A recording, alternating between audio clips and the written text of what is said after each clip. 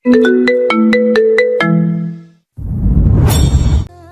2:47 শহরের সবচেয়ে বড় ব্যস্ত হসপিটাল ল্যামডন মাল্টি স্পেশালিটি। ভেতরের নিস্তব্ধতা, শুধুমাত্র ওটি থেকে আলো বেরোচ্ছে। অপারেশন চলছে। একজন রোগী, বড্ড গুরুত্বপূর্ণ, সরকারি এক শীর্ষ আমলা, মাঠে গুলির চিহ্ন, কিন্তু খবরের কাগজে শুধু লেখা দুর্ঘটনায় আহত নেতা হাসপাতালে।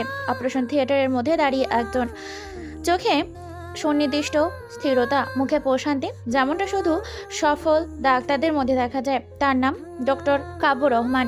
বয়স 30-এর কাছাকাছি। নিখুঁত সুগঠিত শরীর, কাঁচা দাড়ি আর চোখে এক অদ্ভুত শূন্যতা। Surgery complete. কাব্য হালকা ঘাম মুছে বেরিয়ে আসে। কেউ বুঝতে পারবে না এই মানুষটা 1 ঘন্টা আগে অমলাকে নিজেই গুলি করেছিল। কিন্তু কেন গুলি করেছে সে? Psychology research center, university of Dhaka. তীব্র আলো মুখে গম্ভীর করে বসে আছে একটি মেয়ে, শ্রেয়া হাসান। চুল টাইট করে বাঁধা, কালো রিপ চশমার পেছনে চোখ দুটো ধাঁধালো। সে ক্লাস নেওয়ার পর এক কোণে বসে পুরনো কেস স্টাডি করছিল। রিপোর্ট: গত 6 মাসে শহরে 7 জন দুর্ঘটনায় নিহত, প্রত্যেকেই মানসিক রোগে আক্রান্ত এবং চিকিৎসা নিচ্ছিলেন ল্যামডন ক্লিনিকে। অথচ রিপোর্টে কিছুই নেই। যা কিছু আজ করতে পারছে, কিন্তু প্রমাণ নেই। তার রিসার্চ টপিক বনজগতের অন্ধকার ও আইন ভিত্তিক খুনের মানসিকতা। সে চায় একটা রিয়েল কেস, এবং সে জানে কিছু একটা ভুল হচ্ছে শহরে। সে হাসপাতাল নিয়ে আরো ঘাটাঘাটি করতে ব্যস্ত হয়ে যায়। এক সাউন্ড প্রুফ ঘরে বসে আছে কাব্য। তার সামনে ল্যাপটপ, একটি ডার্ক স্ক্রিন, সেখানে একটি লেখা Z07 দীপ আহমেদ। রিপোর্ট সন্দেহজনক। কাব্য শান্তভাবে একটি ঘরে ঢোকে। সামনে দীপ হাত পা বাঁধা অবস্থায় বসে। দীপ হলো একজন রিপোর্টার, বড় বড় মানুষের সাথে ওর ওঠা বসা। মধ্যরাতে একটি গোপন করে বসে আছে হাত পা বাঁধা অবস্থায়। কাব্য বলে, শালা, তুই অনেক জানিস। বেশি জানলে মানুষ মরে যায়। দীপ, জানিস তো? তুই কে? ডাক্তার না শয়তান? ডাক্তারের আড়ালে এক শয়তান যেন তুই। দীপের গলা কেঁপে ওঠে। কাব্য হাসে, ঠান্ডা নির্লিপ্ত হেসে বলে, শয়তান ভালো বলেছিস। তবে আমি বিচারক। যাদেরকে আদালত রায় দেয় না তাদের আমি চিরতরে থামিয়ে দেই। দেখ, আমাকে মারিস না। মরবি তো তুই নিজেই। কাব্য একটা ইঞ্জেকশন পুশ করে। দীপ নিজেকে কন্ট্রোল করতে পারে না। সামনে থাকা ছুরি দিয়ে নিজের গলায় চালান করে দেয়। অন্ধকারে এই মুহূর্তে মধ্যে সব নিস্তব্ধ হয়ে যায়। শ্রেয়া জানতে পারে একের পর এক রোগী মৃত, এবং প্রায় সবাই কাব্যর ক্লিনিকেরই পেশেন্ট ছিল। কিন্তু কাব্য একজন বুদ্ধিমান, সম্মানিত মানবিক ডাক্তার। তাকে নিয়ে সন্দেহ মানে নিজের ক্যারিয়ার ধ্বংস। শ্রেয়া হলো ইনভেস্টিগেশন অফিসার, সন্দেহ করা তার কাজ। তবু কাব্যকে নিয়ে সন্দেহটা তার রিস্কি। তবুও শ্রেয়া কাব্যর কাছে আসে। কাব্যর সামনে এসে বলে, ইনভেস্টিগেট অফিসার শ্রেয়া হাসান, কিছু তথ্যের জন্য এখানে আসা। আপনার ক্লিনিকে এত রোগী আসে, অনেকেই মারা যাচ্ছে, এইসব স্বাভাবিক তো? কাব্য একবার তাকায় শ্রেয়ার দিকে গভীরভাবে, যেন চোখ দিয়েই মনের ভেতর ঢুকে পড়ে। কাব্য তার হেয়ালি ভরা কণ্ঠে বলল, মৃত্যু কখনোই স্বাভাবিক নয়, কখনোই না। তবে কিছু মৃত্যু প্রয়োজনীয়। হয়তো তারা প্রয়োজনেই মরছে। কাব্যর কথা শুনে শ্রেয়ার শরীর কেঁপে ওঠে। সেই মুহূর্তে সে ঠিক বুঝে না ভয় পেল নাকি অন্য কিছু। দেখুন, আপনি যা বলছেন তা বুঝতে পারছি না। আমার কাজ আছে, পরে দেখা হবে মিস শ্রেয়া। কাব্য চলে যায় সেইখান থেকে। শ্রেয়া চাকিয়ে থাকে। শ্রেয়া চলে আসে সেইখান থেকে। শহরে সিরিয়াল কিলিং হচ্ছে। শ্রেয়া তার গবেষণার ফাইল খোলে। সেখানে একটি ছবি, এক ছোট মেয়ে তার ভাইকে জড়িয়ে ধরেছে। ছবির নিচে নাম কাব্য রহমান, বয়স 10। শ্রেয়ার ঠোঁট ফেটে শব্দ ফোটে। তোমার শৈশবে কি লুকিয়ে আছে সেই শয়তানের জন্ম? 3 দিন পর একটি হিমল সন্ধ্যা, ঢাকায় এক অভিজাত ক্লাবে একটি রিসার্চ সেমিনার চলছে। Mind and morality, is every killer born or mad? এই আলোচনার বক্তৃতা দিচ্ছে শ্রেয়া হাসান। তার বক্তব্য এক ভয়ানক প্রশ্ন তুলে দেয় সে। যদি কোনো মানুষ বিচারহীন অন্যায় দেখে এবং বিচার প্রতিষ্ঠা করার একমাত্র উপায় হয় খুন, তবে কি খুন তখন অপরাধ থাকে? শ্রোতাদের ভিড়ে একজোড়া চোখ স্থির হয়ে তাকিয়েছিল তার দিকে। সে হলো ডক্টর কাব্য রহমান। সে শ্রেয়ার কথা শুনে নিঃশব্দে হাসে।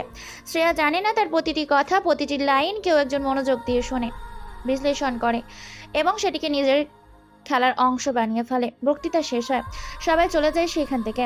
রাত 11টা। শ্রেয়া তার অফিসে একা, কফির কাপ ছোটে সামান্য উঁচু করে দাঁড়িয়ে থাকা কিছু রিপোর্ট। সেগুলোর মাঝে হঠাৎ চোখ পড়ে এক অদ্ভুত ব্যাপার। সব দুর্ঘটনায় মৃত রোগীর সেশন ভিডিও মুছে গেছে, শুধুমাত্র একটি বাদে। আর সেই ভিডিওটা শেয়ার করেছে, তার কাছেই আছে। সে সেই ভিডিওটা চালায়। ভিডিওতে এক রোগী চিৎকার করে বলছে সুমন হলো বর্তমান দলের ছাত্র নেতা। তবে ভিডিও এই ফ্রেমে হঠাৎ এক ছায়া মূর্তি ঘুরে যায় খুব ক্ষণিকের জন্য। শ্রেয়া সেই ছায়া দ্রুত স্ক্রিনশট নেয়, জুম করে। সেভ দেখে তার এক মুহূর্ত মনে হয় এই চেহারা কোথায় যেন দেখেছে। এ যেন কাব্য। সে মাথা নাড়ে, নিজেকে প্রবোধ দেয় না না এটা সম্ভব নয়। কিন্তু মনের গহিনী কাব্যের ঠান্ডা নির্লিপ্ত হাসিটা যেন থমকে দেয় ওকে।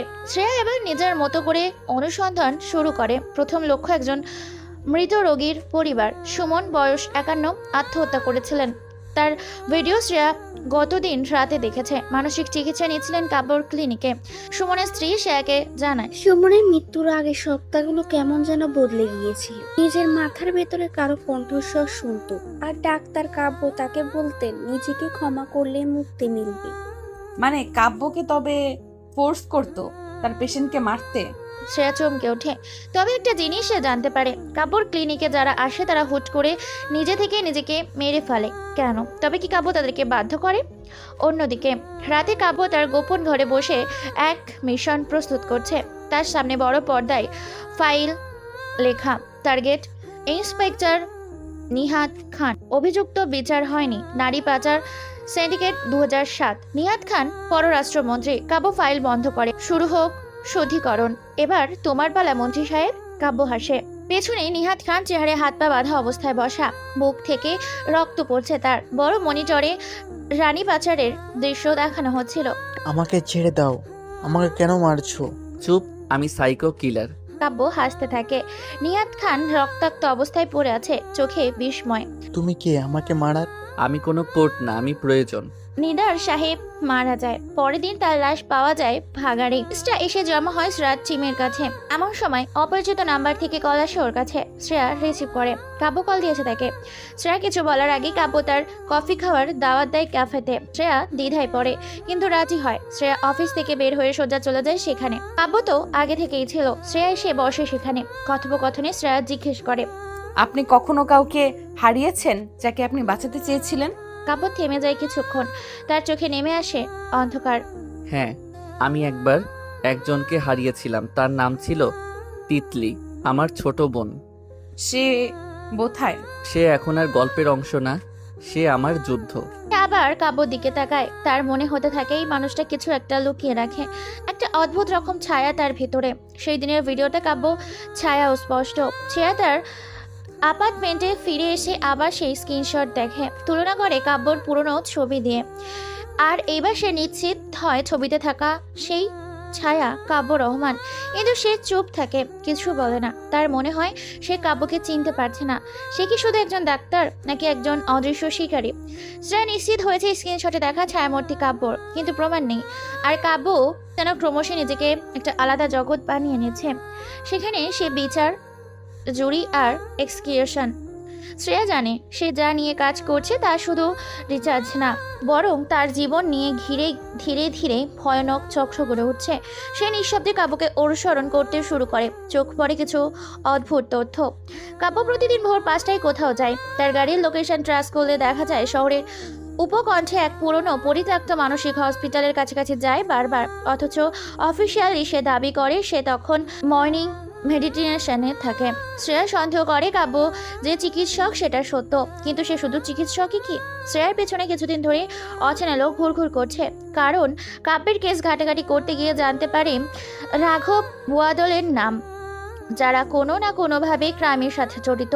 বড় বড় নেতারা গোপনে ক্রাইম করে, তবে এদের অনেকেই সিরিয়াল কিলিং এবং নিহত হয়েছে। কাব্যর সামনে শ্রেয়া বসা।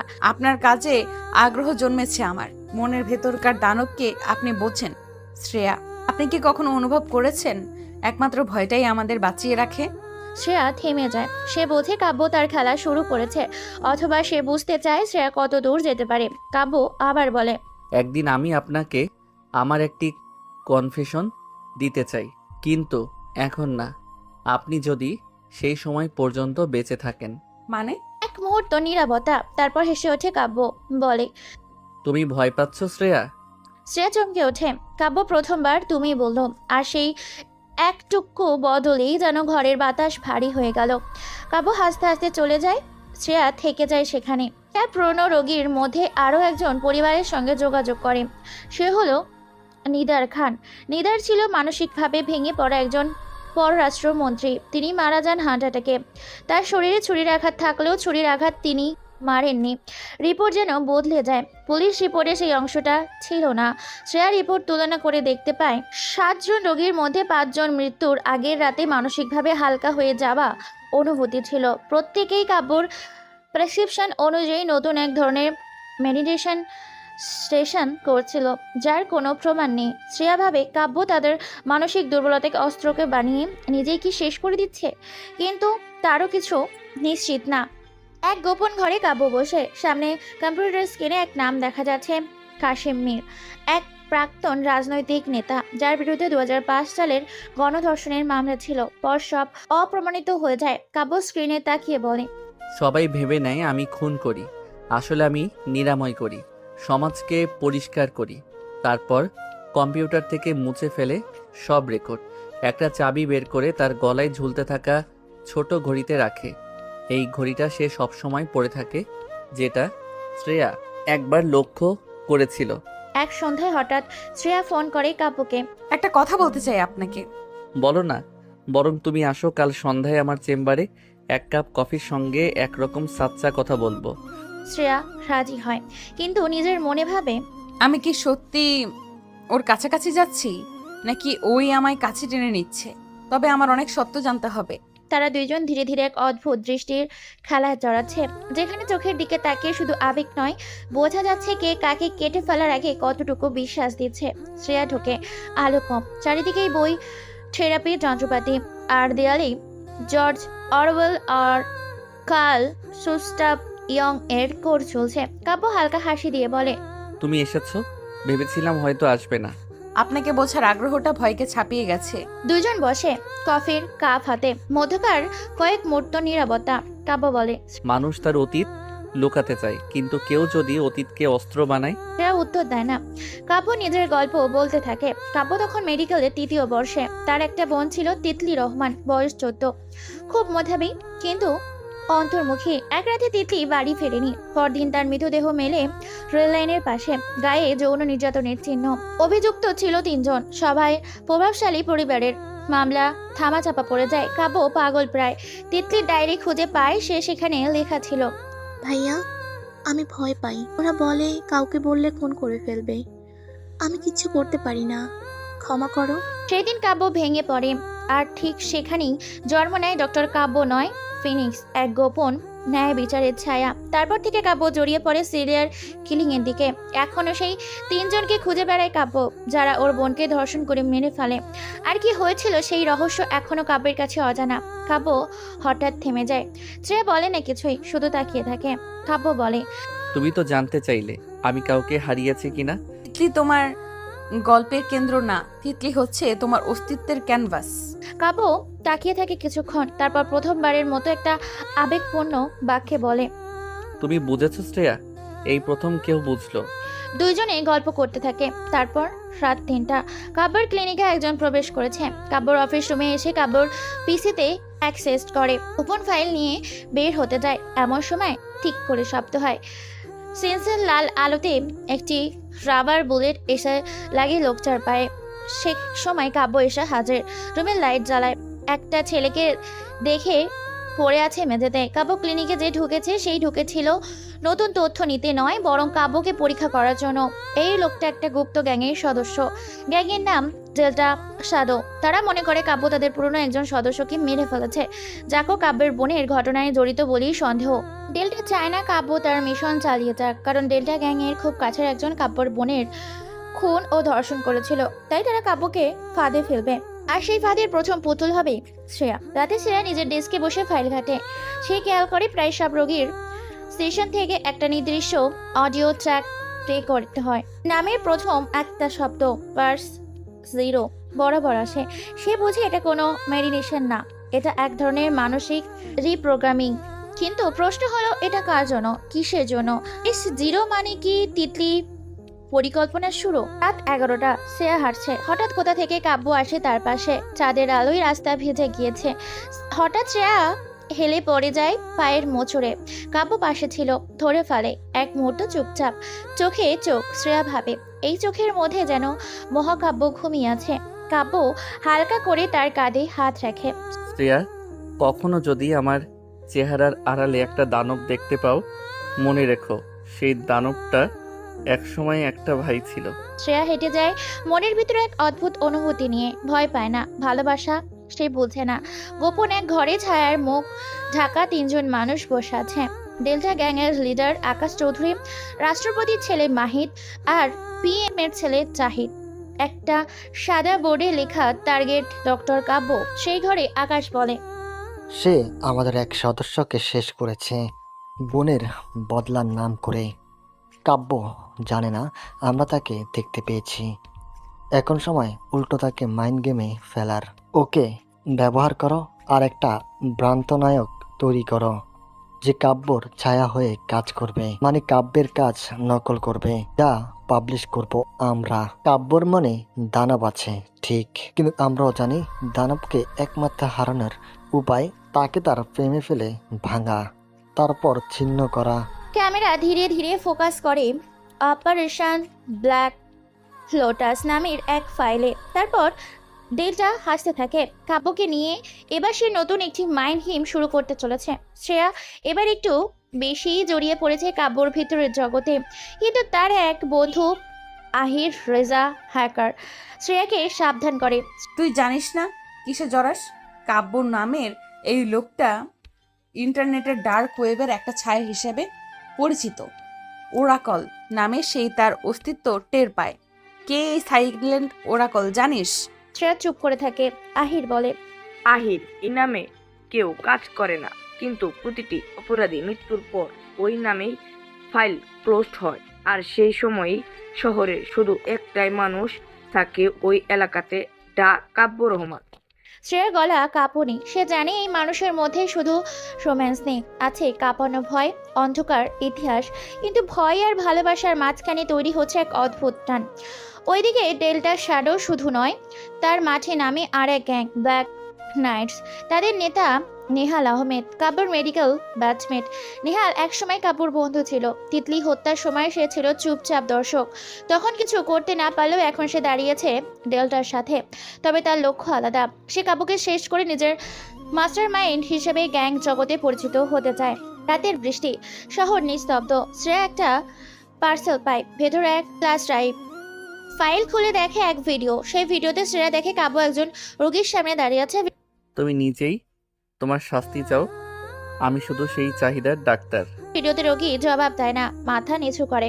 পর মুহূর্তে কাব্যর হাতে একটা ইনজেকশন দেখা যায়। ভিডিওটা হঠাৎ ব্ল্যাক স্ক্রিন হয়ে যায়। শ্রেয়া হতবাক। সেইভাবে এই ভিডিও কি সত্যি, নাকি এটি মাইন্ড গেম? এই ভিডিও কি সত্যি, নাকি এই গেম শুরু হয়ে গেছে? ঢাকার বনানীর একটি বহুতলে বসে আছে নেহাল। চোখে হালকা আলসে চশমা, পাশে কফি আর ম্যাকবুকে চলছে এক হ্যাকার স্ক্রিন। সে একা নয়, কাব্য যতই ছায়ায় চলুক, ওকে ছায়া দিয়েই দেখতে হবে। ওর কাছের মানুষটাই হবে আমাদের টোপ। তার ঠিক উল্টো দিকে বসা ডেল্টা, মুখে হালকা দাড়ি, পরনে ধূসর ব্লেজার, চোখে কালি, গলার ফাটা গলার চিহ্ন। সে একসময় কাব্যর সাইকিয়াট্রিক ইনস্টিটিউটের সহ গবেষক ছিল, কিন্তু আজ তার কাজ একটাই, কাব্যকে মাটিতে নামানো। ডেল্টা নিহালকে বলে, সিয়া রহমান ওর ছাদের উপরে কেবলে একটা ক্ষুদ্র মাইক্রোফোন লাগিয়ে দিয়েছি। 48 ঘন্টা রেকর্ডিং পাবো। ফোনে তার লোকেশন ট্র্যাকারও বসানো। তবে ক্যামেরা ফিড পৌঁছাবে কিভাবে? শুধু শ্রিয়াকে দেখলে হবে না, ওকে দিশাহীন করাও দরকার। তাই ভিডিওটা এডিট করে ওর নামে ফেক জার্নালিস্ট অ্যাকাউন্ট থেকে পাঠিয়েছি, যেন ও নিজেই ভাবে এই ভিডিও তারই জন্য প্রস্তুত। শ্রেয়া ভিডিওটা বারবার দেখে। কাব্য একটা রোগীর সামনে দাঁড়িয়ে বলে, তুমি নিজেই শাস্তি চাও, আমি শুধু ডাক্তার, তোমাকে উপকার করব। Injection, black screen. কিন্তু তার ইনভেস্টিগেশনের সত্তা চুপ থাকে না। সে ফ্রেম পজ করে। ভিডিওর নিচে লুকানো মেটা ডাটা থেকে দেখে ভিডিও তৈরি হয়েছে দ্য শ্যাডো নোট 3 নামক আইপি থেকে। সে অবাক। তারপর ডায়াল করে ওহির রেজা, সেই হ্যাকার বন্ধু যিনি আগেও তার সাবধান করেছিল। আমাকে সত্যিটা জানতে হবে, কে পাঠাচ্ছে এই ভিডিও, আর কাব্য কি সত্যিই কাউকে মারছে? আমাকে যেটা পাঠিয়েছো সেটা দেখে মনে হলো ভিডিওটা জেনেটিক্যালি ম্যানিপুলেটেড ভিডিও। সত্য, কিন্তু ধ্বনি আর একাংশ কাটা। একটা মস্তিষ্কে ভয়ের বীজ ফেলতে বানানো ব্ল্যাক নোট ফাইল। শ্রেয়া চুপ হয়ে যায়। সে বারবার ভিডিও দেখতে থাকে। অপরদিকে কাব্য জানে কিছু একটা গড়বড় হচ্ছে। সে নিজের একটি স্পেশাল মনিটর খুলে ডার্ক নোট ট্র্যাকার চালু করে। এই সফটওয়্যার সে শহরের কোথা থেকে কোনো নেটওয়ার্কে তার ক্লিনিক, তার ওষুধ কিংবা তার সেশনের নাম নেওয়া হচ্ছে সব চিহ্নিত করতে পারে। এক লাল বিন্দু জ্বলে ওঠে। লোকেশন বনানি, লক, তার ডেটা, শব্দ চয়ন, এমনকি সেশনের রেকর্ড কেউ পুনর্ব্যবহার করেছে। সে মুচকি আসে, বিড়বিড় করে বলে, তবে খেলা শুরু হলো। রাত 1টা। ঢাকার এক গুদাম ঘরে এক মুখোশধারী নারীর দেখা মেলে। Code name travel. সে কাজ করে ডেল্টা শ্যাডোর হয়ে, কিন্তু অতীতে সে কাব্যর গোপন মিশনেরও অংশ নিয়েছিল। আর আকাশ মানে ডেল্টা চায় কাব্যকে ধ্বংস করতে, যার কারণে রাভেন নামক একজনকে শহরে এনেছে। রাভেন টেকনোলজিক দিক থেকে গ্রেট। রাভেন ডেল্টাকে মেসেজ দেয়, শ্রেয়া শুধু একটি ব্যাটিং পিস না, সে কাব্যের মনস্তরের ভেতরে ঢুকে যাচ্ছে। সেটা আমাদের বিপদের দিকে। ডেল্টা মুচকি এসে বলে, তাহলে তৈরি করো পরবর্তী ধাপ, ফিলস ও মেঘা। ওদের প্রেমকে ভয়, আর ভয়কে মৃত্যু, আর মৃত্যুকে বাঁচার ছদ্মবেশে পরিণত করো। রাভেন তার কাজ শুরু করে। অপরদিকে শ্রেয়া মুখোমুখি হয় কাব্যের। তুমি কি কাউকে শাস্তি দাও? আমি কাউকে শাস্তি দেই না, আমি শুধু শুনি তারা কিভাবে নিজেকে ধ্বংস করতে চায়। আমি শুধু সেই পথ খুলে দেই। আমি ডাক্তার, বিচারক না। আর ভিডিওটা তোমার কাছে কিভাবে পৌঁছালো? তুমি তো দেখি সব জানো। শ্রেয়ার চোখে দৃষ্টি জলজল করে, তারপর বলে, আমি জানি কেউ তোমাকে ফাঁদে ফেলছে। আমি তোমার পাশে আছি কাব্য, যদি তুমি আমাকে সত্যি বলো। তুমি পাশে আছো না পাশে থাকো এই ফাঁদে, তাও তো বুঝতে হবে আগে। কাব্য প্রথমবার হাত রাখে শ্রেয়ার কাঁধে। তাদের চারপাশে কিছু নেই, শুধু মন, যন্ত্রণার ইতিহাস, ভয়, এক অন্ধকার ভবিষ্যৎ। ডেল্টা তার ল্যাবে বসে ফাস ওমেগা চালু করে। রাভেন সেটা তৈরি করেছে। রাভেন কাব্য আর শ্রেয়ার উপর নজর রেখেছে। ডেল্টার পর্দায় ভেসে ওঠে শিকার, প্রেমে পড়েছে। ভালোবাসাই হবে তার বোধ হারানোর পথ। প্রথম ধাপে আমরা তার বিশ্বাসকে হত্যা করব। অন্যদিকে শ্রেয়ার মোবাইলে আসে এক ভয়েস মেসেজ। বলা হয়, তুমি যার হাত ধরেছ সে একদিন তোমার মৃত্যুর ছবি আঁকবে। কাব্যের পাশে থাকা মানে ধ্বংসের চুক্তিতে সাইন করা। শ্রেয়া জোরে শ্বাস নেয়। সে জানে এখন আর কাব্য শুধু ভালোবাসা নয়, বিশ্বাস দিয়ে বাঁচতে হবে। বিছানায় শুয়ে আছে শ্রেয়া, কিন্তু ঘুম নেই।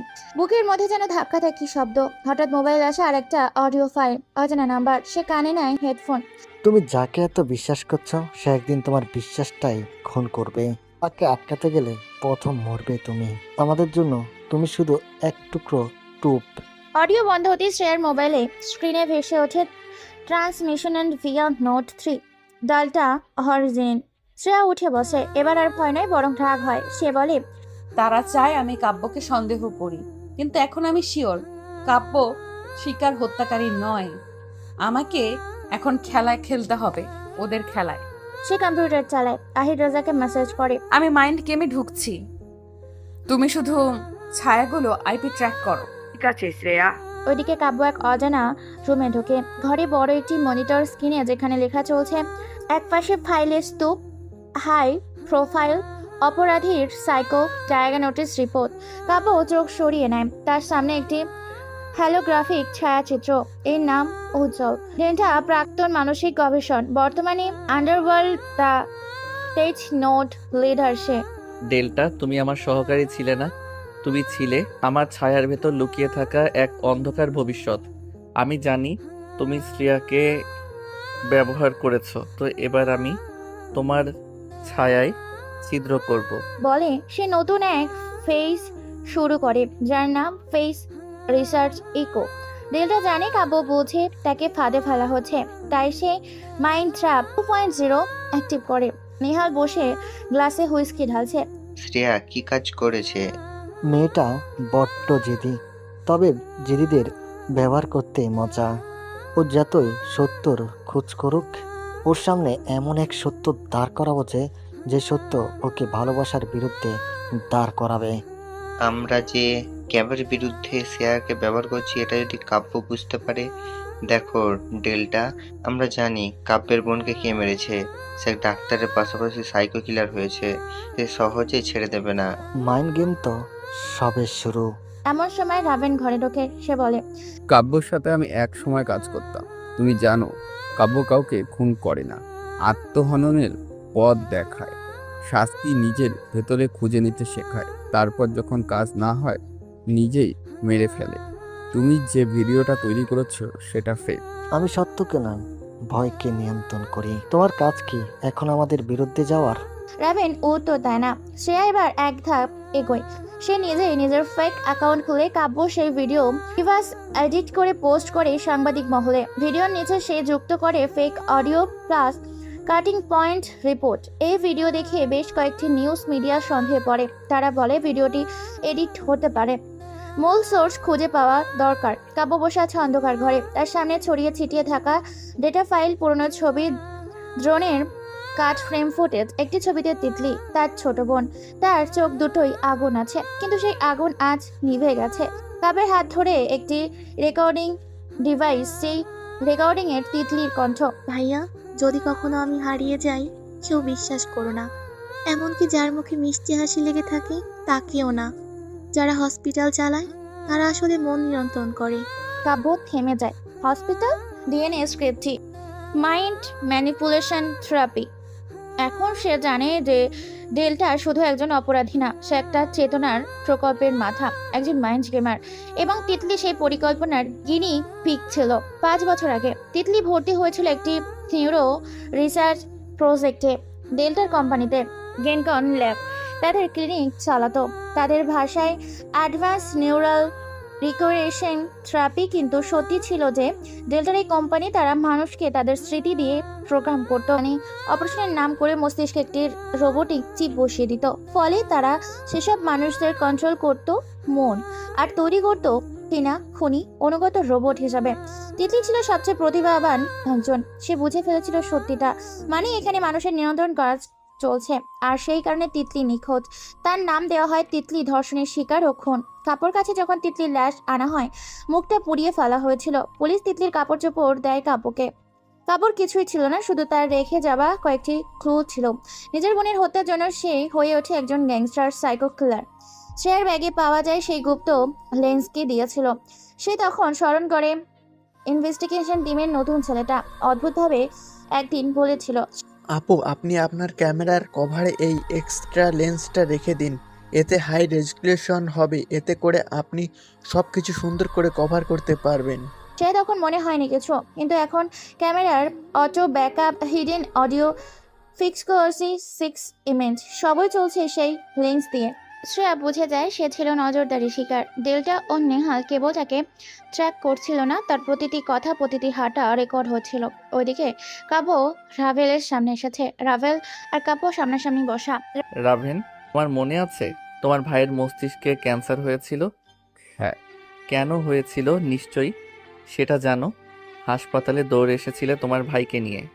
মনে আছে, ওর মাথার পিছনে একটা ফুটো ছিল, সেখানে একটা চিপ ছিল, ফলে ক্যান্সার হয়, আমার ভাই মারা যায়। এই সব কিছু ডেল্টার কাজ, আর তুমি কিনা সব জেনেও ডেল্টার সাথে কাজ করছো। আমি তো ডেলটাকে শেষ করতে চাই, সেজন্য ওর সাথে মিশেছিলাম। রাভেল এখন ডেল্টার সাথে নয়, সে নিজের ছায়া থেকে পালাতে চায়। রাভেল মাথা নিচু করে বলে, আমি সত্যি জানতাম কাব্য, কিন্তু আমি চেয়েছিলাম তুমি আঘাত পাও। আমি চাইনি তুমি ডেল্টার পেছনে যাও। তোমার চোখে আমি আরেকটা মৃত্যু দেখেছিলাম। কাব্যর আগে তার দিকে তাকায়। তুমি আমাকে আরেকবার বিভ্রান্ত করলে। আমি প্রথমে তোমাকে শেষ করব। ডেল্টার থেকে তুমি দূরে থাকো। কাব্য, তিতলি এখনো জীবিত।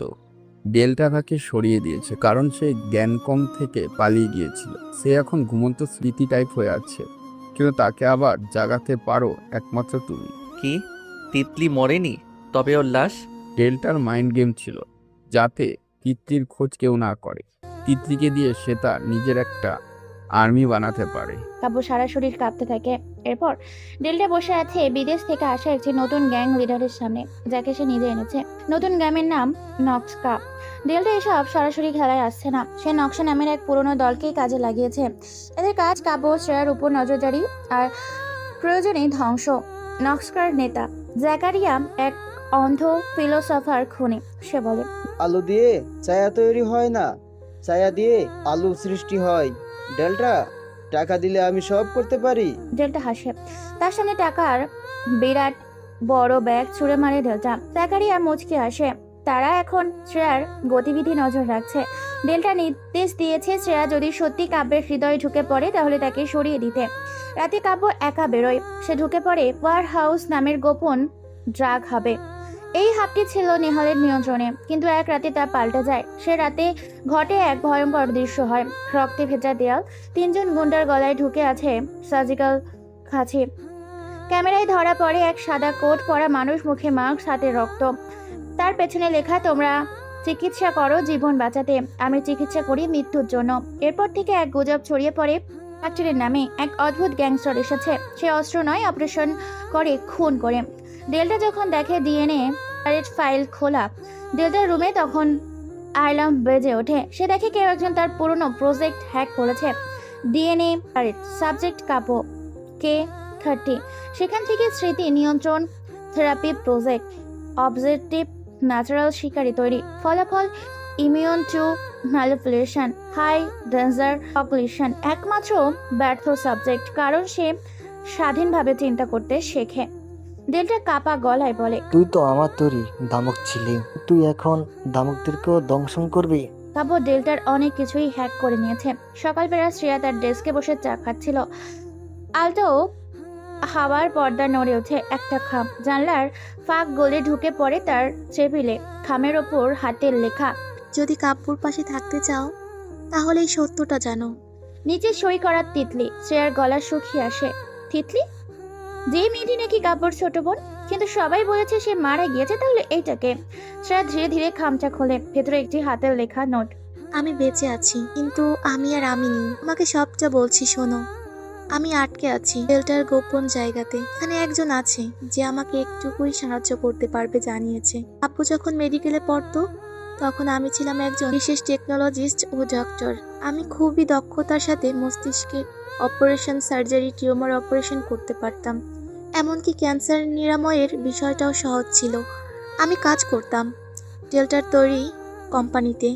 সেখানে মানুষের মস্তিষ্ক নিয়ে কাজ করা হতো। আমার দক্ষতায় আমাকে বিশেষ পদ দেওয়া হয়।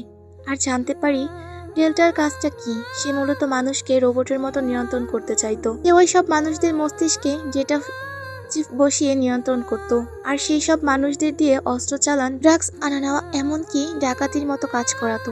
অথচ সেই মানুষ জানতোই না তারা কি করছে। আমাকে দিয়ে ঠিক এই কাজটা করানোর জন্যই অনেক বেশি টাকা অফার করে। প্রথমে না জেনে রাজি হই, যখন জানতে পারি তখন দেরি হয়ে যায়। আমি তাদের কোম্পানি থেকে চলে আসতে চাইছিলাম, কিন্তু ওরা আমার ভাই কাব্যকে মেরে ফেলার হুমকি দেয়। কাব্যকে তারা তুলে আনে, মাথায় অনেক মারে। এরপর আমারই সাহায্যে কাব্যর মাথায় চিপ বসিয়ে দেয়। তবে কোনো একটা মিসিং পয়েন্টে আমি ইচ্ছে করেই করি, যাতে কাব্য ভাইয়া তার মস্তিষ্ককে নিয়ন্ত্রণ করতে পারে। এরপর কাব্যকে নিয়ে যায় আর আমাকে আটকে রাখে গোপন জায়গাতে। আমাকে যেন কেউ খোঁজ না করে, তাই ওরা আমাকে মেরে ফেলার মাইন্ড গেম সবার নামে প্রেজেন্ট করে। কাব্যর মস্তিষ্কে যে কোড প্রয়োগ করা হয়েছিল, ডিএন সেক্টরটা এখনো সক্রিয়। যদি কোনোদিন সে তোমার দিকে তাকিয়ে বলে আমি ভুলে গেছি তিতলিকে, জানবে সেই মুহূর্তে সে তোমাকেও ভুলে যেতে পারে।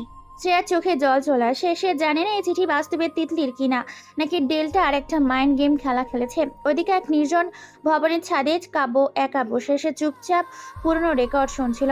তিতলির গলার একটা গান, তুই মন কাঁদে নিঃশব্দে, কেউ বুঝবে না তুই কেমন আছিস।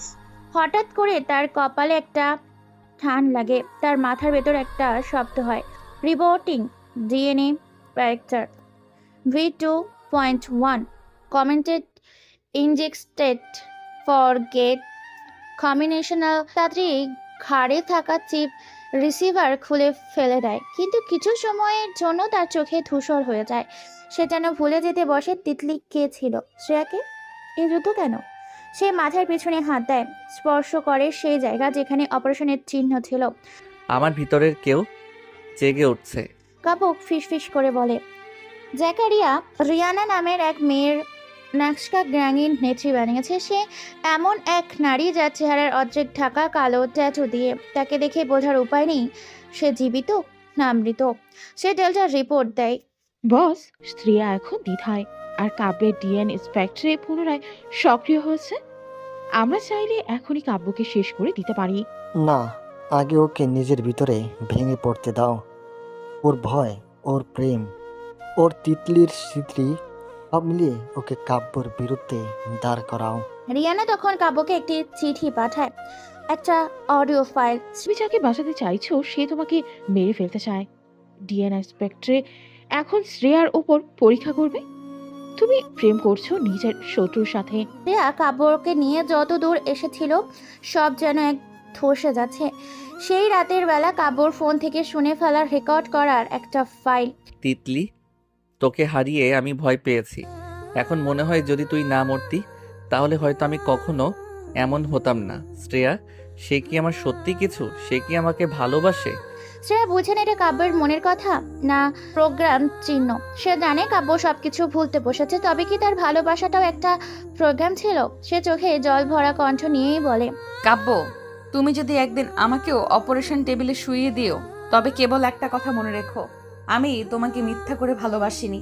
এক নির্জন মাঠে কাব্য হেঁটে আসে। সামনে একটি মেয়ে, তার গলায় কালো একটা ট্যাটু, চোখে লেন্স আর ঠোঁটে ঠান্ডা আসে।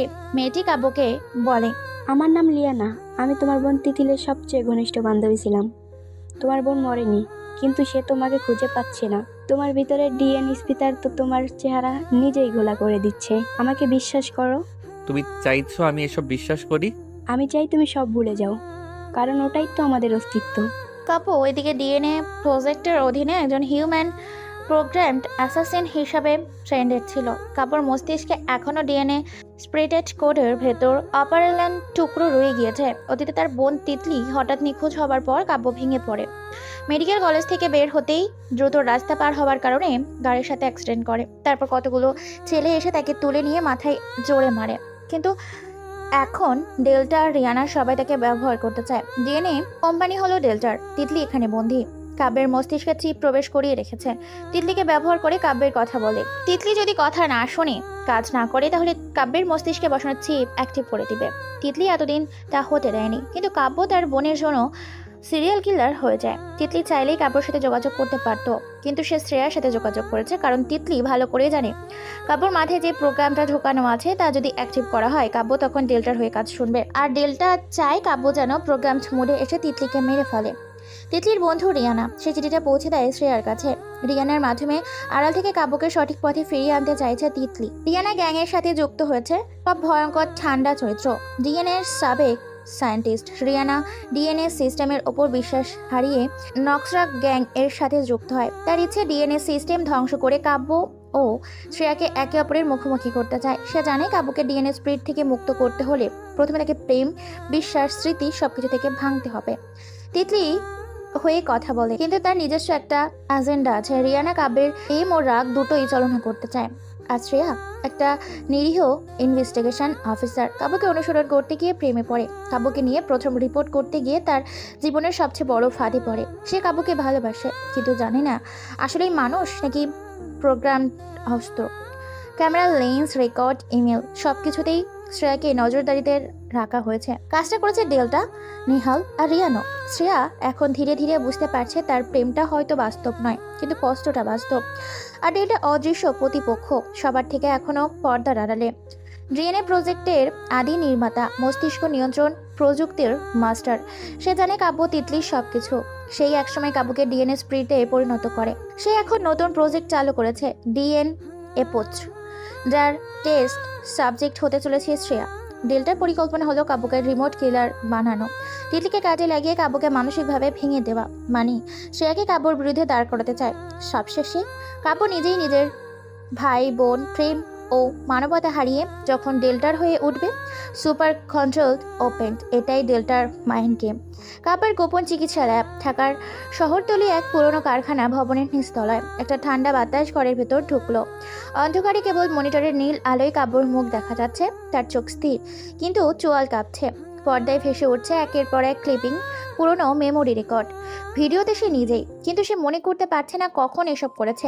ভিডিওতে কাব্যকে কেউ একজন কমান্ডো করলো, টার্গেট অ্যানিমেনেট, subject 07 reporting to delta, waiting next commando. Kabya শিউরে উঠল। কাব্য নিজেকে কাউকে মারতে দেখে, এ যেন তার গলার স্বর, তার চোখ, তার ভঙ্গি। কিন্তু সে কেন এসব মনে করতে পারছে না? এই ভোল্টারে কে ঢুকেছে? শ্রেয়া? না, তার কাছে এই ল্যাবের অ্যাক্সেস নেই। তবে তাহলে কাব্য জানে কে করেছে এটা। সে হলো রিয়ানা। কাব্য দেখে ড্রাইভের পাশে একটা ছোট চিরকুট পড়ে আছে, হাতে লেখা যেন আগুনে লেখা। রিয়ানা চিঠি দিয়ে গেছে। তুই যদি বিশ্বাস করিস তুই নিজেকে চিনিস, তাহলে এই মেমোরি তোর চোখে আগুন লাগাবে। কিন্তু তুই যদি সত্যি জানতে চাস তোর ভেতর কে বসে আছে, তাহলে তিতলির মুখ দেখার আগে তোর মনে পড়া উচিত তুই একবার ওকে নিজে হাতে মেরে ফেলেছিলি। কাব্য অন্ধকারের দিকে তাকিয়ে থাকলো। ভেতরে একটা দানব নড়ে উঠলো তার। সে নিজে তিতলিকে কিভাবে মারতে চেয়েছিল কিছুই মনে করতে পারছে না কাব্য। তিতলি, তুই মরিসনি? তাহলে তুই কি আছিস? অন্যদিকে সে খোলা জানালার পাশে দাঁড়িয়ে, চুলগুলো এলোমেলো, হাতে একটা লেন্স। এটা সে পেয়েছে আগের রাতে। একটা লোক গায়ের কাছে ছুঁড়ে দিয়ে বলেছিল, রেকর্ড চালাও, কাব্যকে যত ভালোবাসো তত ভালো করে ওর চোখে তাকাও। শ্রেয়া লেন্সটা ট্র্যাক করে কম্পিউটারে ভিডিও চলতে থাকে। ভিডিওর কাব্য ও ডেল্টার পুরনো কথোপকথন।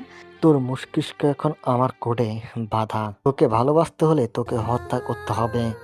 তোর চোখে যদি প্রেম আসে তোকে আমি ভেঙে ফেলবো। ইন্সপেক্টর, তুই ভুল করছিস ডেল্টা। আমি মেশিন না। আমার বোনের জন্য আমি গ্যাংস্টার। বড় বড় নেতাদেরকে। তোর বোন মারা গেছে, এখন তুই অস্ত্র। তুই যদি কাকে ভালোবাসিস সেটা ভুলে যাবি। সে চিৎকার করতে পারছিল না, চোখের পানি মুখে গড়িয়ে পড়ছিল। সেখানে বিশ্বাস করতে চায় কাব্য তাকে মিথ্যে ভালোবাসেনি, কিন্তু ভিডিওটা হয়তো কোড, হয়তো মিথ্যে স্মৃতি, কিন্তু কে জানে। এদিকে ডেল্টা এবার নিজের মনিটরের সামনে বসে, পিছনে নেহাল দাঁড়িয়ে, মুখে অদ্ভুত হাসি। ডিএন ইন্সপেক্টর মানে কাব্য পুনরায় অ্যাক্টিভেট হচ্ছে। রিয়ানা ভাবছে সে কাব্যকে ভাঙতে পারবে। তিতলি ভাবছে সে ওকে রক্ষা করতে পারবে। কিন্তু সত্যি বলতে কি, এরা কেউ জানে না আমি ওদের প্রত্যেককে নিয়ে একটা শো খেলছি। পরের ধাপে কাব্য নিজেই শ্রেয়াকে মেরে ফেলবে। এমনটা হলে বেশ হবে। কাব্য শালা আমার বাবাকে মেরে ফেলেছে। ডিএনএ পোজ আজ শুরু হবে।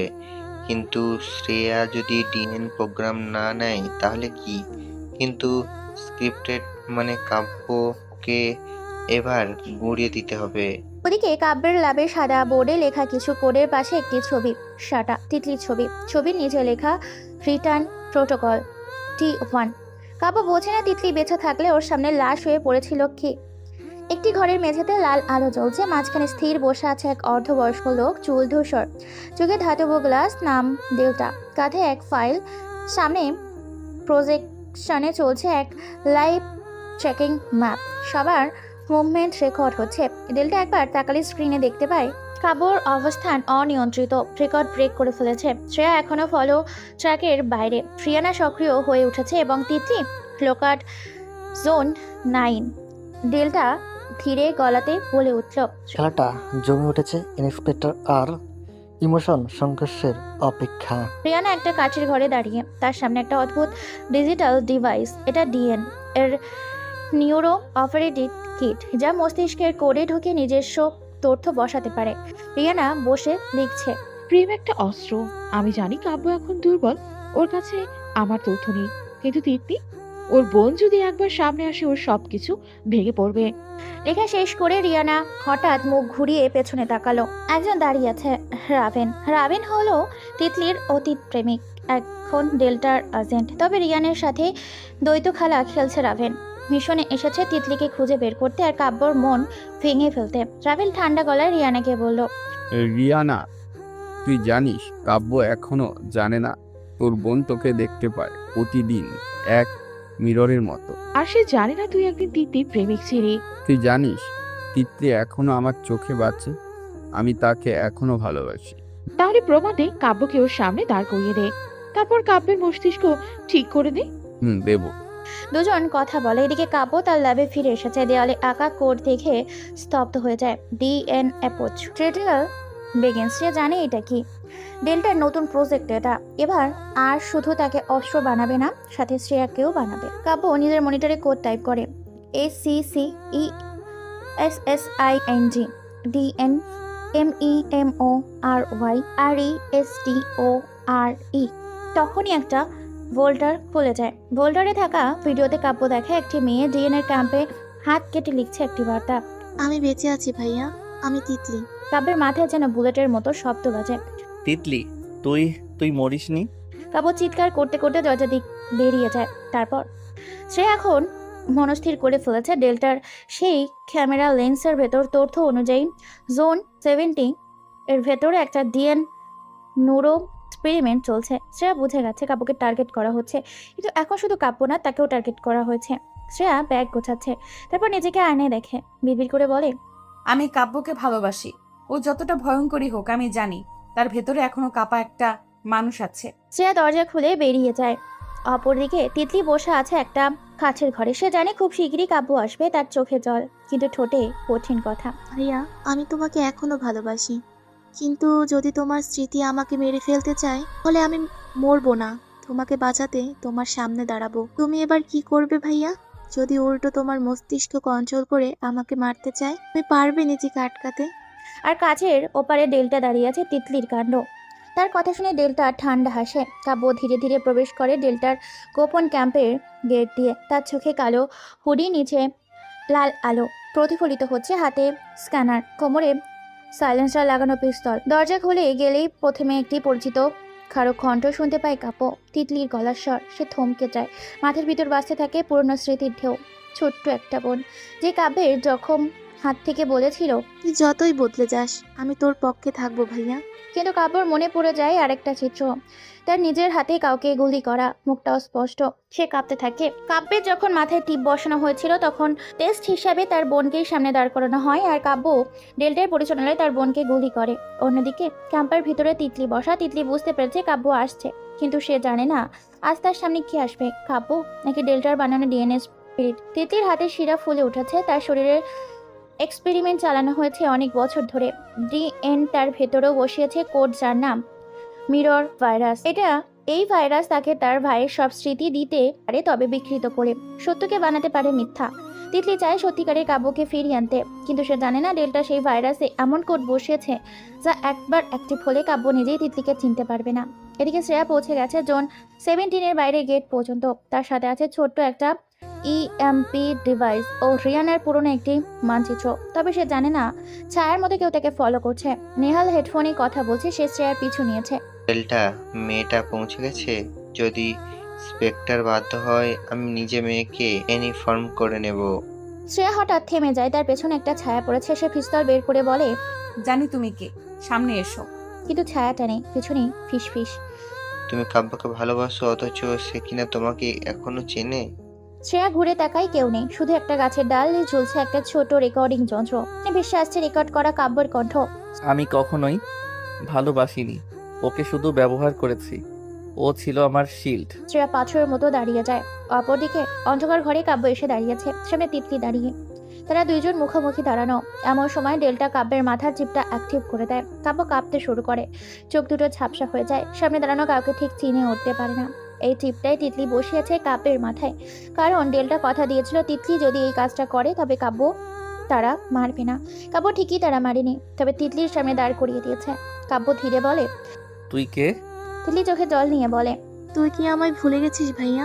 কাব্য ভালো করে দেখে তিতলি ছবির সাথে মিলিয়ে যাচ্ছে মুখটা, কিন্তু মাথায় বাজছে সেই ফাইল, টার্গেট গার্ল ইমিডিয়েটলি, যেটা ডেল্টা নির্দেশ দিয়েছে। কাব্য পিস্তল বের করে তিতলি চোখ বন্ধ করে বলে, মারিস? যদি তুই সেক্টর হস তাহলে আমাকে মেরে ফেল, কিন্তু যদি তুই আমার ভাইয়া হোস তাহলে আমার দিকে তাকা, ভালো করে মনে কর আমি কে হই তোর। দেখবি আমার চোখেই তোর শৈশব লেখা আছে। মনে কর ভাইয়া, আমি তোর মাথায় চিপ ত্রুটিপূর্ণভাবে সেট করেছি। কাব্য এক মুহূর্ত দাঁড়িয়ে থাকে। তার হাতে কাঁপুনি, চোখে জল, এবং হঠাৎ সে পিছনে পড়ে যায়। চোখে কালো পর্দা।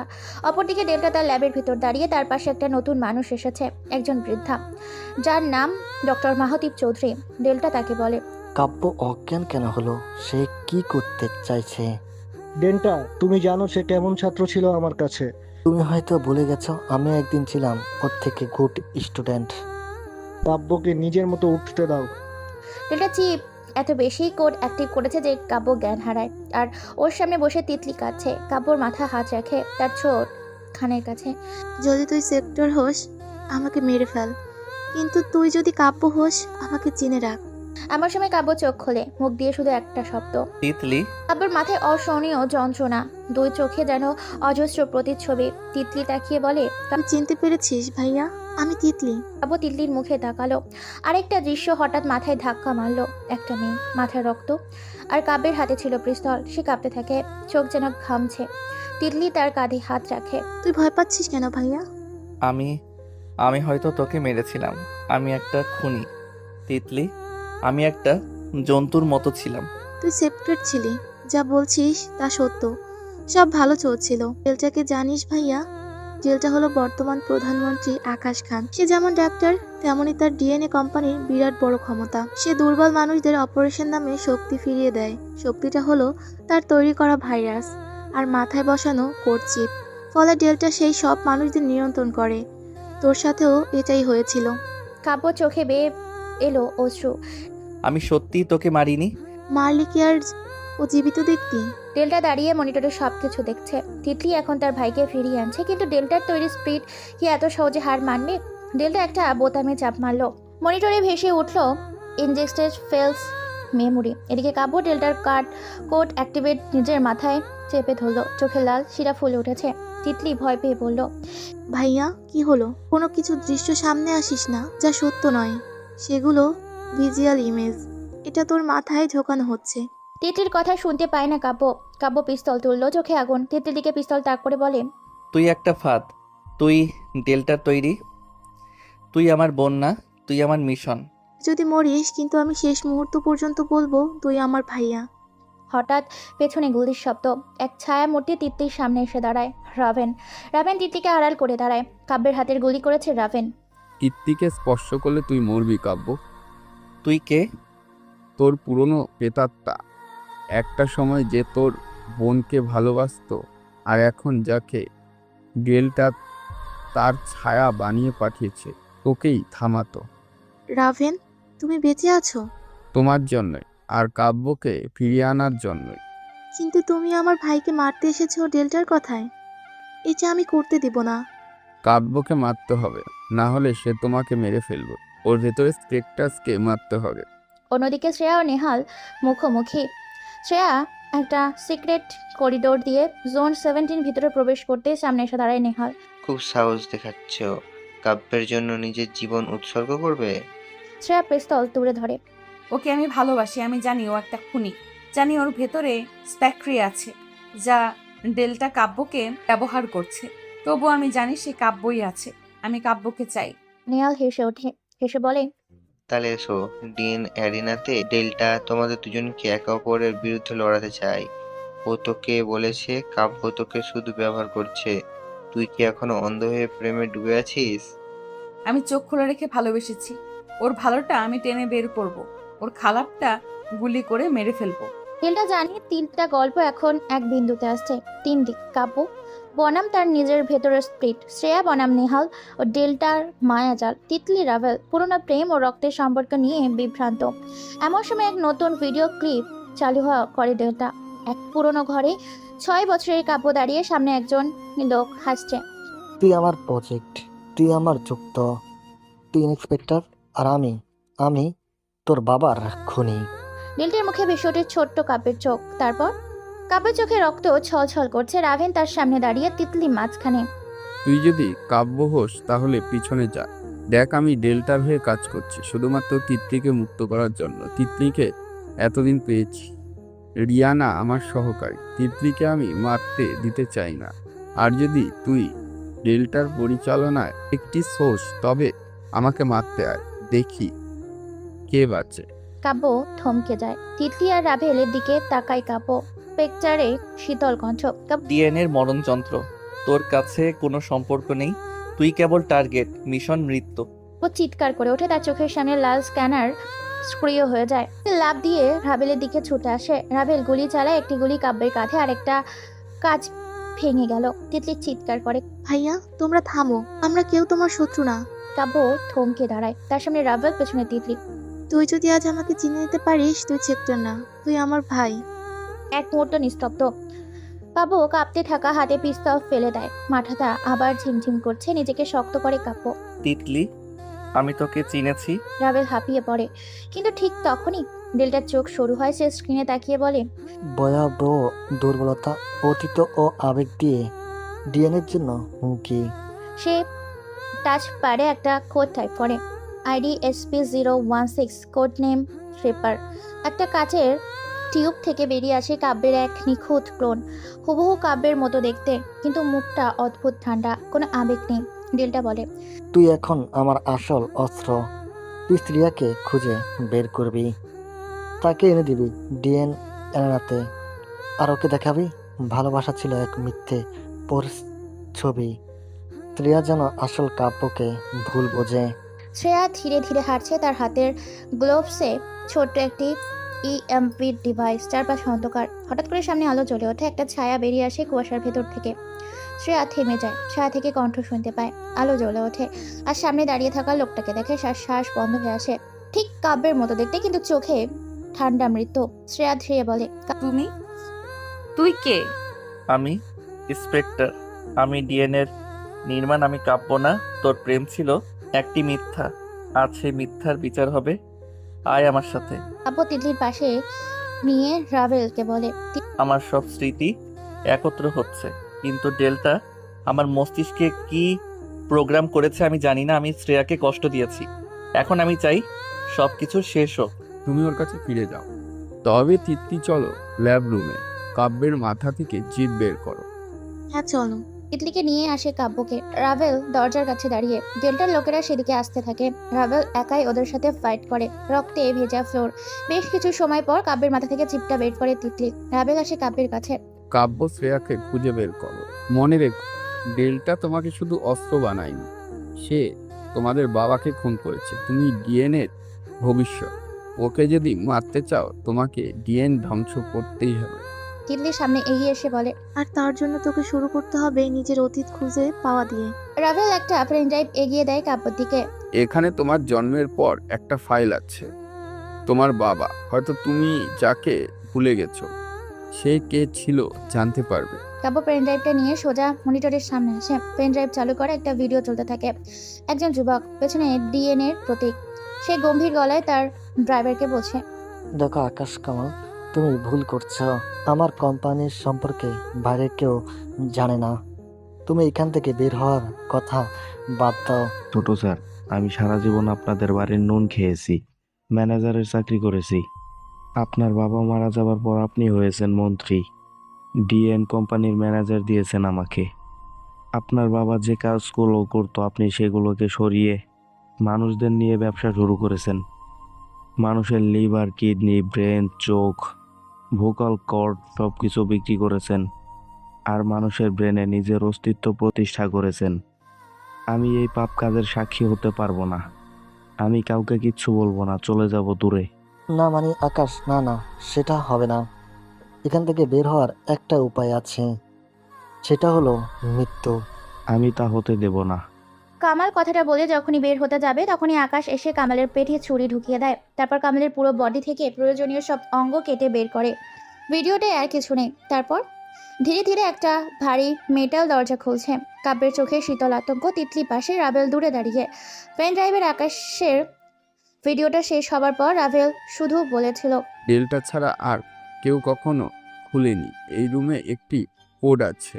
মেটাল দরজার ভেতর ঘোর অন্ধকার। তিতলি ফিসফিস করে কাব্যকে বলে, তুই পারবি তো ভাইয়া বাবার মৃত্যুর প্রতিশোধ নিতে? আমাকে আটকে রেখে নির্যাতন করছে, পারতে হবে তোকে। আমি এখন কাব্য, তোর ভাই। আমি ডিএনএর ইন্সপেক্টর না, আমি শুধু এই নরকের শেষ দেখে যেতে চাই। এদিকে শ্রেয়ার সামনে দাঁড়িয়ে, হাতে ছোট ইএমপি বোমা। তার সামনে সেই হুবহু কাব্যের মতো দেখতে ক্লোন, যার ডিএন কোড রেপার। রেপার ঠান্ডা গলায় বলে, তুই কাব্যকে ভালোবেসেছিলি, এখন তার প্রতিচ্ছবিকে ধ্বংস করতে দেখবি, কারণ আমি জন্মেছি শুধু ধ্বংসের জন্য। কাব্য না, কিন্তু আমার ভালোবাসা তোর মতো কারোর উপরে তৈরি হয়নি। ভালোবাসা শুধু শরীরের নয়, আত্মার সাথে জন্মায়। রেপার পিস্তল তোলে। শ্রেয়া ইএমপি ছুড়ে মারে।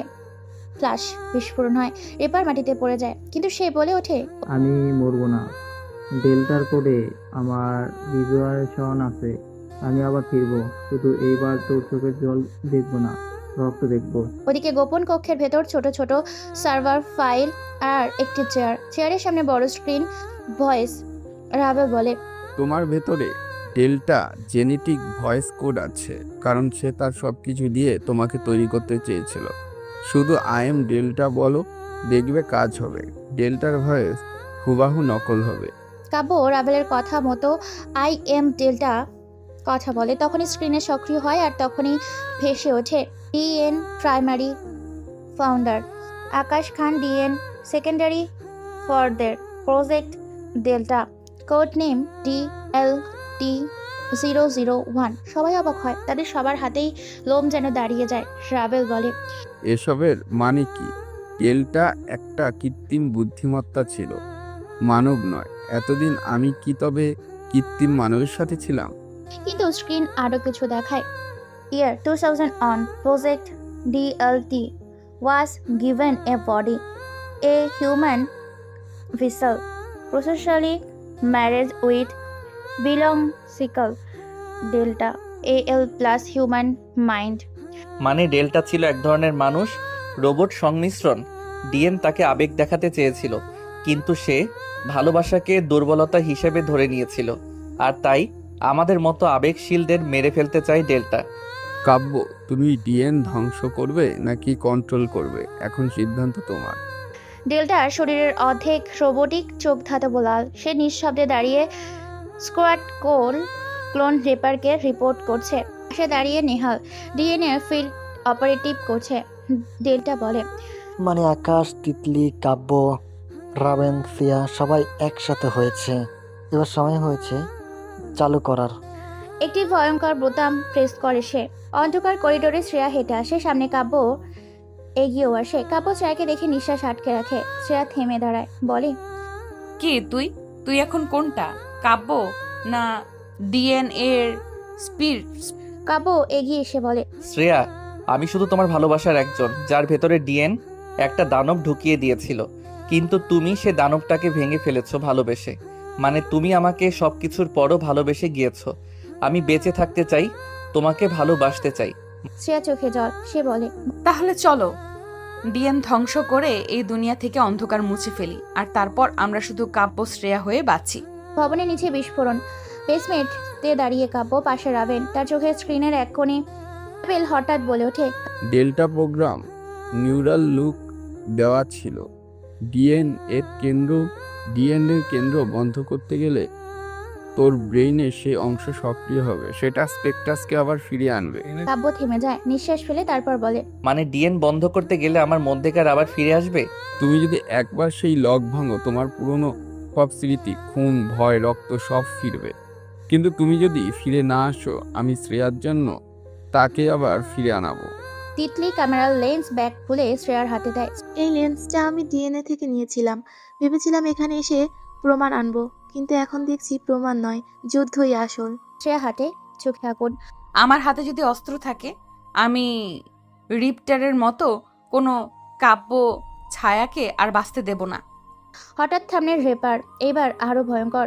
পুরো মুখে আগুনের মতো সেল ফিউশন, চোখে লাল, শরীরে মেশিন মানব শঙ্কর। রেপার বলে, আমি এখন ইভোলিউশন ডিএনএর আসল উত্তরাধিকার। তিতলি কাঁপে। পাশ থেকে শ্রেয়া বলে, তাহলে শোনো, ডিএন এর অধিকার যে ভালোবাসার বদলে ভয়কে বেছে নেয়, সে আর বাঁচে না। তারা যুদ্ধ শুরু করে।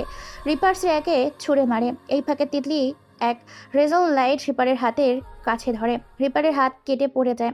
রিপার ঘুরে তিতলির গলা টিপে ধরে। শ্রেয়া পাশের রুম থেকে একটা ইলেকট্রিক কাটার এনে রিপারের পা সোজা চালিয়ে দেয়।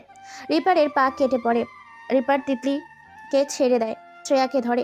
তিতলির গাল থেকে রক্ত বের হচ্ছে। শ্রেয়া আর দেরি করে না, মাথায় সোজা কাটা তার ধরে জোরে টান মারে। রিপার দুভাগ হয়ে যায়। ডেল্টা এখন তার নিজের শরীরকে ইলেকট্রোকে জুড়ে দিচ্ছে, একটা নীলাভ তরল শরীরে ঢালছে। আমি এখন একটা আয়না, মানুষ না। আমি এভলিউশন ডিএনকে আমার মতো করে ডিকশন করব। Evolution world. কিন্তু কাব্য পৌঁছে যাচ্ছে ক্রোয়ে। তাকে যেতে দাও। ডিএন বন্ধ করতে চাইলে ওর ভিতরে সেকেন্ড ইন্সপেক্টর ফিরে আসবে, এখন সে নিজে আমার হয়ে লড়বে। ফ্ল্যাটের মধ্যে ঢোকে। হঠাৎ বেজে ওঠে একটা ভয়ঙ্কর আলার্ম। কাব্য দাঁড়িয়ে পড়ে, চোখ ছলকে ওঠে। হঠাৎ কানে বাজে পুরনো ভয়ঙ্কর আওয়াজ, স্প্রেক্ট, ওয়েলকাম ব্যাক। চোখ কালো হয়ে আসে কাব্যের। রক্তমাখা দৃশ্য। কানের কাছে বাবার চিৎকার, বাবার মৃত্যু ভাসতে থাকে। রাভেল ধরে ফেলে কাব্যকে। কাব্য না, ফিরে আসো। তুমি কাব্য, তুমি শ্রেয়াকে ভালোবাসো, তুমি মানুষ, কোনো রোবট নাও। হ্যাঁ, আমি মানুষ, আমি খুনি না। তুই যদি স্প্রেকটার সস তোর মনে থাকতো না, কিন্তু তুই যদি এখন কাঁদিস, ভয় পাইস, তাহলে তুই কাব্য, তুই ওদের বাঁচাতে পারবি? কাব্য এক হাত দিয়ে সিস্টেমে ফরওয়ার্ড হ্যাক করে। তার শরীর কাঁপছে, স্মৃতি ঘুরছে, চোখে জল। সে বলে, আমি ইন্সপেক্টর না, আমি কাব্য। আমি শেষ করছি ডিএনএর দানবকে। হালকা আলোয় কাব্যর চোখ ভিজে ওঠে। পেছনে এসে দাঁড়ায় শ্রেয়ারা। কাব্যর হাত ধরে শ্রেয়া বলে, তুমি স্পেক্ট্রি না, তুমি আমার কাব্য। এমন সময় চারিদিকে অন্ধকার। দেয়ালের ভেতর থেকে ধীরে ধীরে বেরিয়ে আসে আগুন মুখ আরেকটা ট্র্যাপার। তার শরীর পুরোপুরো মেশিনে রূপান্তরিত। রিপারের কোড অ্যাক্টিভ। রক্তের বদলে তার শরীরে বয়ে যাচ্ছে সিনথেটিক ফায়ার লিকুইড। তিতলি আর শ্রেয়া ধাক্কা খেয়ে পড়ে গেছে। রেপার গর্জে ওঠে, তোমরা থামাতে পারো না ডিএনকে। আমি এখন প্রোগ্রাম না, আমি ধ্বংসী প্রতিক্রিয়া। শ্রেয়া দাঁড়িয়ে পড়ে। তার গলা কেটে গেছে, কিন্তু মুখে ভয় নেই। তুমি কাব্য না, তুই ডিএনএর অন্ধ কপি। কাব্য মানুষ, আর আমি তোকে ভয় পাই না। রেপার পিস্তল তুলে নেয়। ঠিক তখন দেয়াল ভেঙে বেরিয়ে আসে কাব্য। সে হেঁটে আসতে, রক্ত ভেজা শার্টে, চোখে আগুন। তোর শিকার আজ শেষ। রিপার তোর ডিএন শেষ করে দিয়েছি। এবার ইন্সপেক্টর তোদের মুছে ফেলবে। কাব্য গুলি করে রেপারকে। গুলিটা বুকে গিয়ে লাগে, কিন্তু তার কিছুই হয় না। রাভেল একটা বোমা ছুঁড়ে মারে রিপারের দিকে। বিস্ফোরিত হলেও রিপার এগিয়ে আসে। দুই ভয়ঙ্কর অস্তিত্ব মুখোমুখি। তুই ভাবিস তোর আবেগ তোর শক্তি, আবেগ তো দুর্বলতা কাব্য। কাব্য ঠান্ডা গলায় বলে, আবেগই মানুষকে মানুষ করে।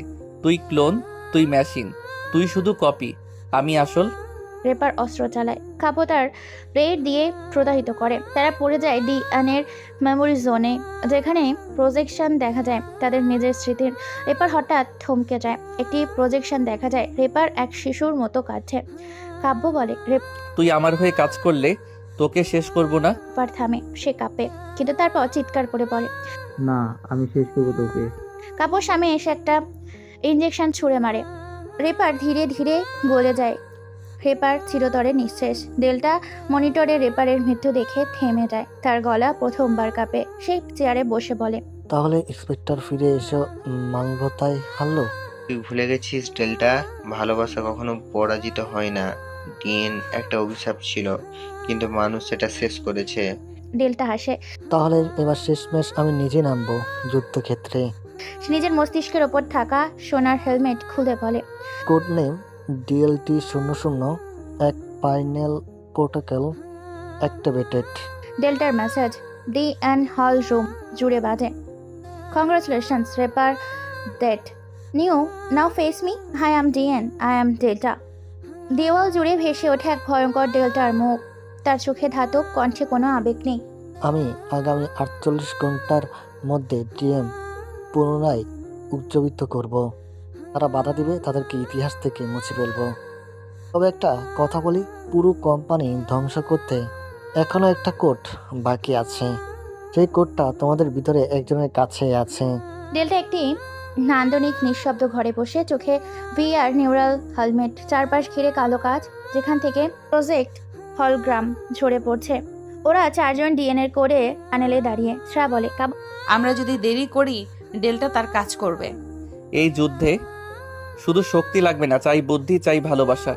ডেল্টা এখন ডিএন হয়েছে, আর ডিএন আবেগহীন। ওকে হারাতে হলে আমাদের আবেগই শেষ অস্ত্র।